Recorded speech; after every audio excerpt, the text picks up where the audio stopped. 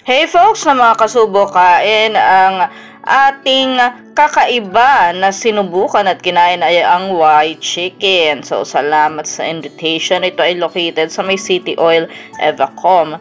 And they feature lightly roasted chicken na biryani. So, ayan yung interior.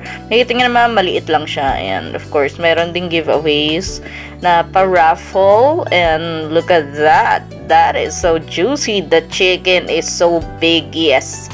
Alam nyo ba kung magkano lang ang presyo? So, for 300 pesos, may biryani ka na whole chicken. Grabe. So, makikita mo naman, saya-saya ng mga tao. Sarap na sarap kaming mga vloggers na imbitahan. So, ayan siya. It's so big. And look at that. It's so clean. Come to the original. Yeah.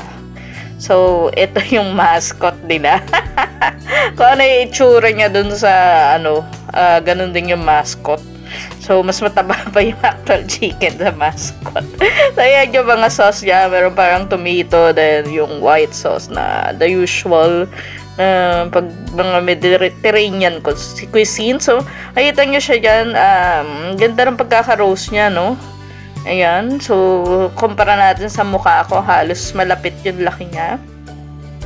And, ang gusto ko sa kanya, actually, yung taste niya, para siyang El Pollo Loco. Kung alam nyo yung chicken brand na yun, it's one of my favorites na kainan. Diba? Ayan siya. So, ang dami nung sauce.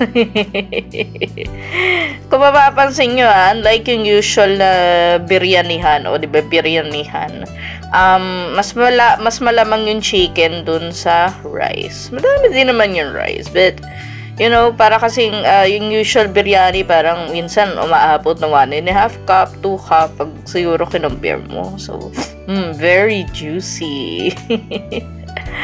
Ayan. So, yung rice naman. Ang napansin ko sa kanya, hindi strongly flavored yung biryani rice niya.